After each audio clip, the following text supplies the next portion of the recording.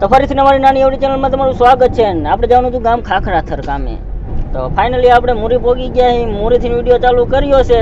તો બધા છેલ્લે સુધી વિડીયો જોડાઈ રહીજો, કારણ કે આપણે વિડીયો આ લાંબો બનવાનો છે. કારણ કે મોજ આવે તો લાઈક કોમેન્ટ ને સબસ્ક્રાઇબ કરવાનું ન ભૂલશો ને. આપણે ગામ હવે મૂરી પહોંચી ગયા. રામાપીરના દર્શન કરીને હવે હેન્ડી ગાડી આપણી ખાખરાથર બાજુ, કારણ કે ઘણા દિવસથી આપણે રૂટ લઈ લીધો છે આપણે વગડિયા બાજુનો, કારણ કે વગડિયા બાજુ આપણે ટિકટ ને એવું તો કામ હાલતું જ હતું. તો આપણે હવે ધાવડીમાં દર્શન કરીને તો ફાઇનલી ધાવડીમાંના દર્શન કરી લો ને. જય ધાવડીમાં કોમેન્ટમાં લખજો ને. ગામ ગઢાજ પહોંચી ગયા. ગામ ગઢાજમાં તમે જોઈ શકો છો મસ્તિકાનો ગેટ.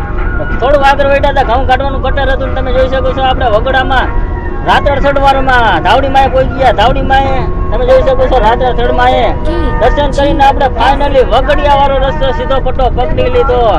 અને તમે જોઈ શકો છો વગડિયામાં પેલા માફિયાની ગેંગ હતી, કારણ કે અહીંયા આપણે કેજીએફ ઉતરતું હતું. અને તમે જોઈ શકો છો આપણે થોડોક વિડીયો અહીંયા પણ લઈ લીધો, કારણ કે અહીંયા ઘણું બધું હતું. ને આપણે ફાઇનલ પહોંચી ગયા. તો ગાડી બાડી આવતી નથી ને આપણે ખાખરાથર જવા દીધી, કારણ કે ખાખરાથર ગામમાં કોઈ મોટા ગેટ હતો ને ગેટમાંથી આપણે નામ બામ વાંચીને આપણે પહોંચી ગયા ખાખરાથરમાં. તો તમે જોઈ શકો છો એન્ટ્રી ગામમાં પડી અને તમે જોઈ શકો છો ગાયોનું એન્ટ્રી થઈ ગઈ ને આપણે પહોંચી ગયા ખાખરાથર ગામમાં. તમે જોઈ શકો છો મિત્રો, કારણ કે રામબા ઉતરી ગયા ગાડીમાં. આપણે જવાનું હતું કામે, કારણ કે કામ ઉપર ખાખરાથરમાં આપણે પહોંચી ગયા ફાઇનલી. તો ગાડી બાડી આપણે મેકીને આપણે પહોંચી ગયા કામ ઉપર ને. તમે જોઈ શકો છો કામ આપણે અહીંયા કરવાનું છે, કારણ કે 15 દિનનું કામ એના ગ્રેનાઇટ ને બધું કામ કરવાનું છે. તો અમારા વિડીયોમાં તમે છેલ્લે સુધી બન્યા રહેજો, કારણ કે તમને ઘણી બધી માહિતી આમાં આપવાની છે. તમે જોઈ શકો છો ગ્રેનાઇટમાં કઈ રીતે ચોંટાડવો, કઈ રીતે આપણે લાદી ચોંટાડવાની છે, કારણ કે અમારે અમુક એમાં તમને ન ખબર પડતી હોય એ તમને શીખવા મળશે. તો અમારા વિડીયોમાં ફાઇનલ તમે બને તો રહેજો, બને તો લાઈક કોમેન્ટ સબસ્ક્રાઇબ ન કરતા, કારણ કે બધાને જરૂર તો પડે જ છે કામ કરવાની, કારણ કે બધાના ઘરે કામ હોય. કારણ કે અમારા વિડીયો જોઈને તમને એક શીખવા મળશે. તો તમે જોઈ શકો છો આમાં આપણે ગ્રેનેડ છોડવાનો હોય ને આપણે ડિઝાઇન બધું જોઈ લીધું.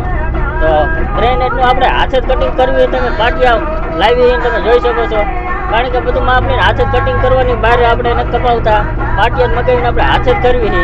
તમે જોઈ શકો છો બધું આપણું કટિંગ હાથે પરફેક્ટ કામ લેવલમાં કામ રહેવાનું હોય, ફિનિશિંગ વાળું તમે જોઈ શકો છો. અને આમ જો મોટો પંખો ફિટ કરી નાખ્યો, કારણ કે આપણે ખાખરાથરમાં આવ્યા ને કામ પર પંખો ફિટ કરી નાખ્યો ગરદણીયા, કારણ કે આપણે રામપાને ઢાઈટ ન હોય ને. તો રામપાને પંખો ચાલુ કરતો, રામપા પંખા આમ જોતા હતા. માલ બનાવવા માંડ્યા, માલ ફાઇનલી આપણે માલ બનાવી અને આમ જોવું તો ખરા રામપા પંખા આમ જોઈ રહ્યા, કારણ કે આવો મોટો પંખો આપણે ક્યાંય નતો જોયો. ભીમાભાઈ ફ્રેમનું માપ ચાલુ કરી નાખ્યું છે. તમે જોઈ શકો છો આ માપે, કારણ કે આ બધું લેવલમાં કામ કરવું પડે, કારણ કે એક કરવા આમાં ઠૈયા મારવા પડે છે.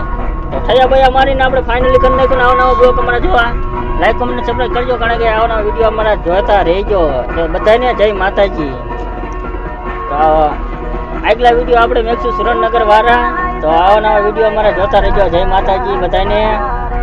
અને રામપા તો અમારા